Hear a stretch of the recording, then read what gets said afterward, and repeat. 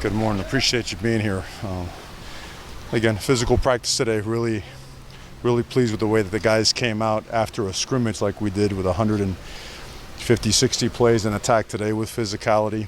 The situational football we played today was third and medium and long, some red zone opportunities. Played some mixed down ball as well, and then had some blitz and pressure situations both against testing some protections and in the run game as well.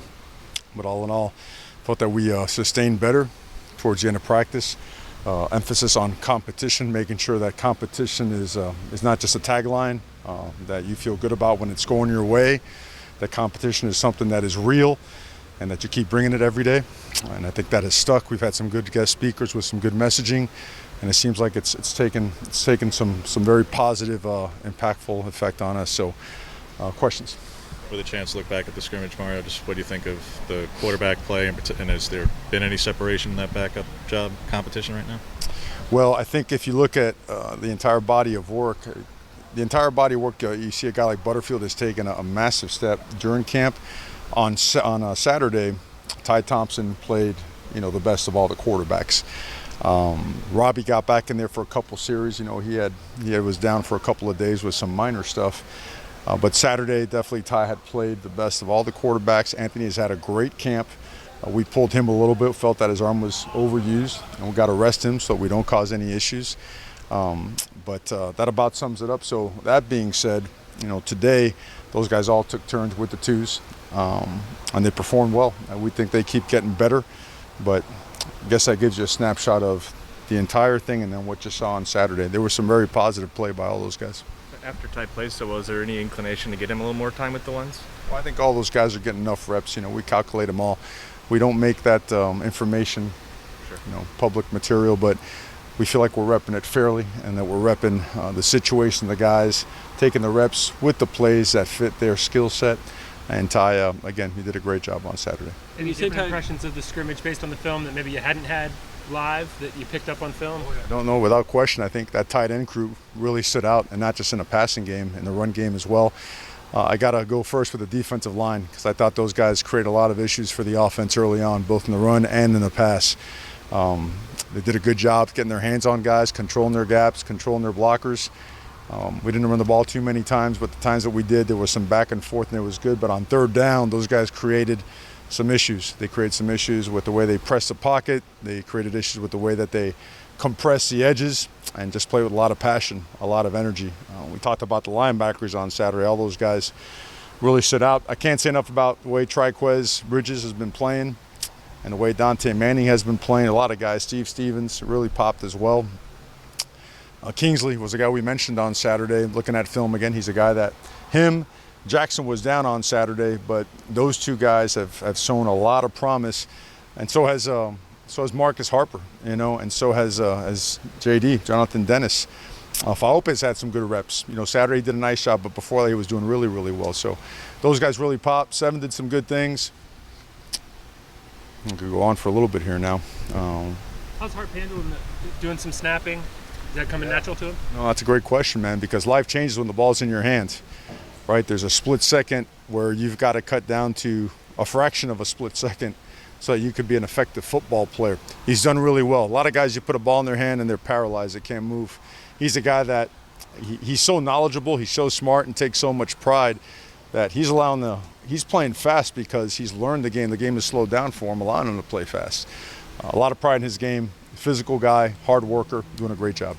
And a group that stood out, for you on Saturday. What's the health and availability looking like for that group? Well, as you guys probably saw, Patrick Herbert did sustain a knee injury, and it's a good knee injury, so he'll be down for a while. With DJ joining us again and the way that Cam is coming around, we feel good about the depth there, but certainly going to miss Patrick because he was playing great football for us.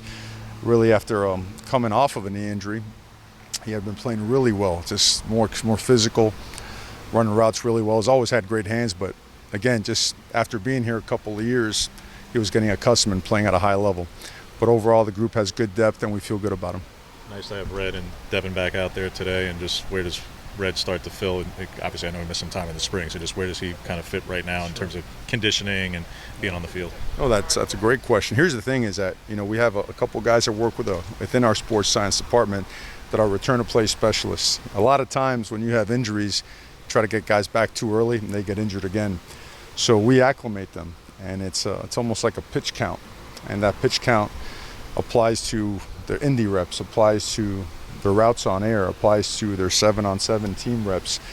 And those guys are going to be acclimated the right way, so by the time that the season rolls around, they can be legitimate contributors and impactful players. So that's what we're working on. We think they've progressed nicely. We're going to steadily increase them, and we do that with everybody. And we feel like that's where the program has taken a monster step in the way that our return to play is handled. How did you see the specialist performance Saturday, the kickers and punters? You know, with what they had presented to them, they handled it well. It wasn't much of a challenge. We did not rush field goals live. Felt that we hadn't practiced it enough to actually put a live rush on there. Didn't want to just cause something that we hadn't practiced or prepared for. I think Thompson has had an outstanding camp. He has, and you never mentioned Karsten Battles because he's so on point. And when you mention him, you're like, probably not a great thing. Well, in his case, the guy's always done really well. He's extremely dependable. He's done a great job coaching the other guys. That's where his value is starting to increase more and more. He's worked on his body so he can cover better balance and body control, has increased his speed.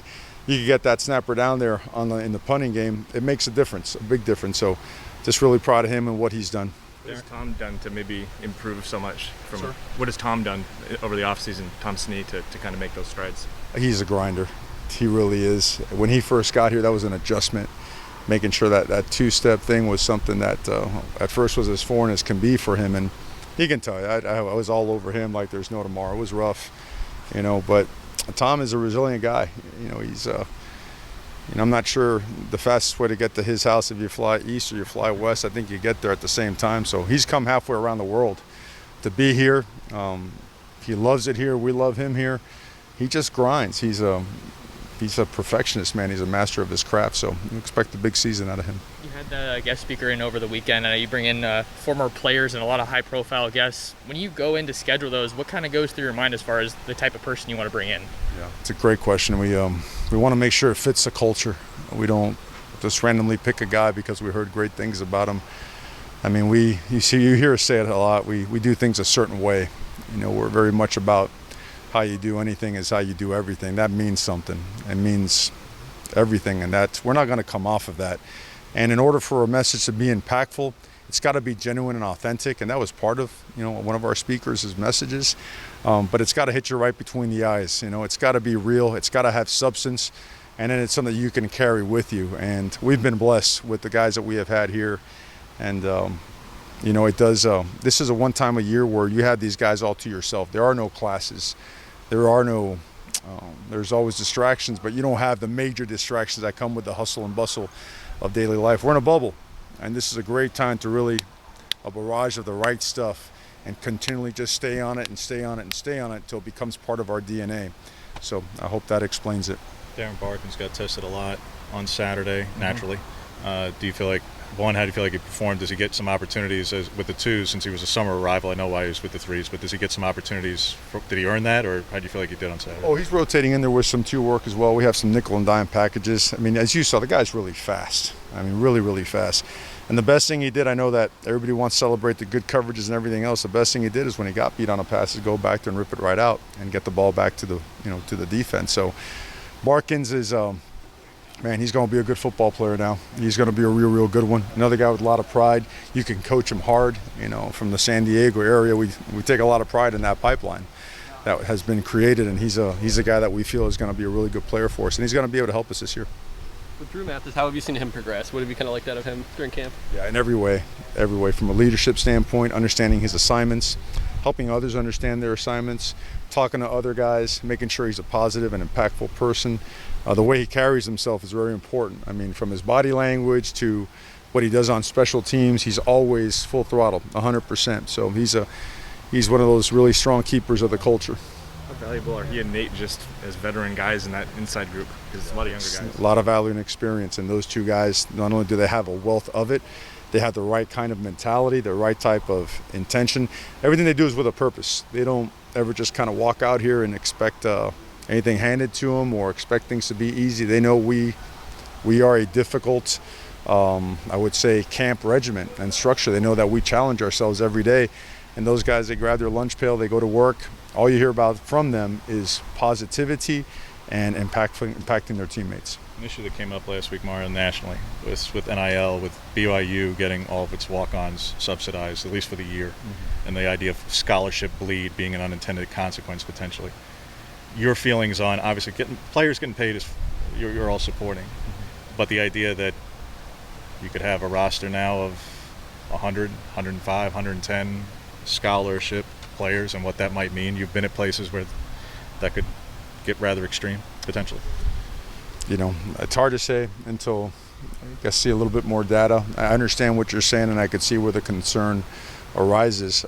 It's just these are such uncharted waters. I'd kind of like to wait and see a little bit more and study a little bit more, since we're stuck in the submarine and haven't really seen the outside world or what's going on.